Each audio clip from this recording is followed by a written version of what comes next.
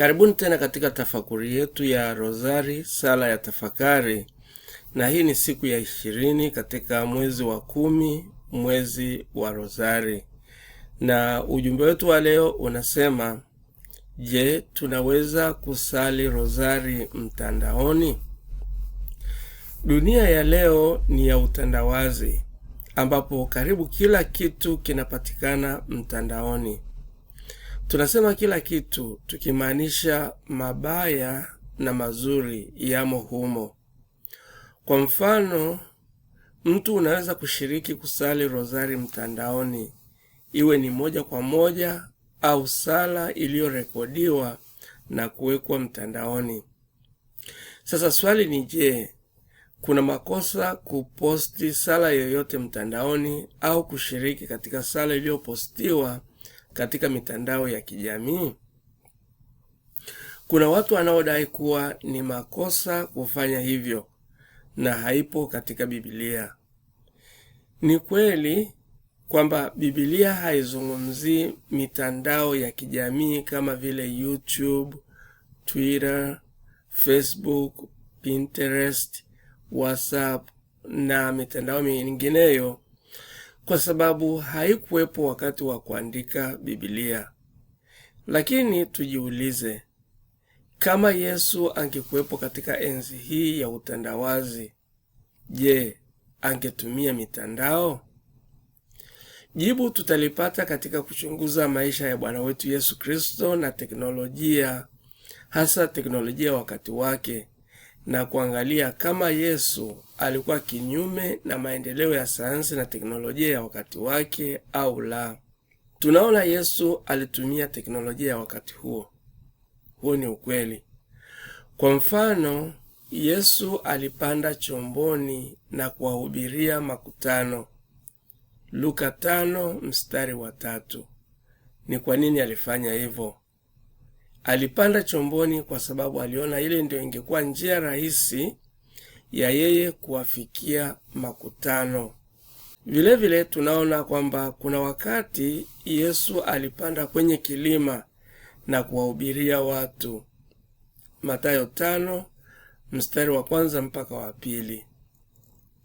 Yesu vile vile aliingia kwenye sunagogi na alipewa kitabu cha nabii Isaya. Luka 4:17. Malaki Yesu alitumia teknolojia ya maandishi ya wakati huo. Tunaona pia Yesu alisafiri kwa kutumia mashua. Mathayo 8:23-27. Malaki Yesu alitumia chombo cha usafiri ambacho kwa wakati huo tunaweza tukasema ni maendeleo ya sayansi na teknolojia. Sasa mifano hii michache inaonyesha jinsi Yesu alivyotumia teknolojia ya wakati wake katika shughuli ya huduma yake. Ila alitumia teknolojia kurahisisha kufanya jambo jema na sio kwa matumizi mabaya. Leo hii mitandao ina mambo mazuri na mambo mabaya kama tulivyosema. Je, ikitumika kwa mambo mema ni vizuri au ni vibaya? Kuna watu wengine wanaotumia mafundisho ya Yesu kupinga matumizi ya mitandao katika kusali. Wanatumia neno hili: tena msalipo msiwe kama wanafiki, kwa maana wao wapenda kusali hali wamesimama katika masinagogi na katika pembe za njia ili waonekane na watu. Amin nawaambia, wamekwisha kupata thawabu yao. Bali wewe usalipo, ingia katika chumba chako cha ndani, na ukiisha kufunga mlango, usali mbele za Baba yako aliye sirini, na Baba yako aonaye sirini atakujazi. Mathayo 6:5-6. Sasa swali ni je, kusali sala yoyote mtandaoni ni kuvunja amri hii ya Yesu? Jibu ni hapana.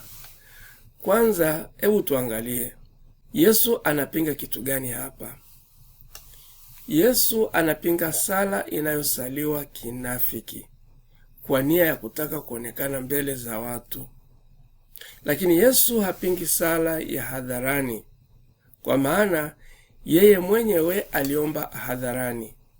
Kwa mfano tunaweza tukasoma katika Mathayo 14:19, Mathayo 26:26 mpaka 27, Marko 8:5-6, Luka 23:24 na kadhalika. Pia Yesu aliwafundisha wengine kuomba hadharani. Kwa mfano ukisoma Mathayo 6:9-13 utaona. Na vile hata kanisa la kwanza liliomba hadharani. Matendo 1:24-25 au sura ya 4:31. Makanisa mbalimbali yamekuwa yakitumia njia mbalimbali za kiteknolojia kupashana habari. Mfano, makanisa yanatumia magazeti, vitabu, redio na televisheni. Siku hizi mitandao kama vile TV za mtandaoni zinatumika sana kupashana habari. Kumbe basi, hakika hakuna makosa kusali mtandaoni, na tena inaweza kuwa ni njia mojawapo ya kumfanya mtu aweze kutafakari vizuri, hasa anapokuwa mwenyewe. Mtu anapokuwa katika mazingira ya binafsi, anaweza kujisikia kushiriki katika sala. Pale anapofuatilia sala ya rozari iliyo mtandaoni, inamfanya kujisikia kushiriki sala ya pamoja. Lakini hii isiwe ndio suluhisho la kumfanya asishiriki na wengine katika sala, bali iwe ni namna mbadala pale panapotokea shida ya kukutana na wengine katika sala. Tumsifu Yesu Kristo.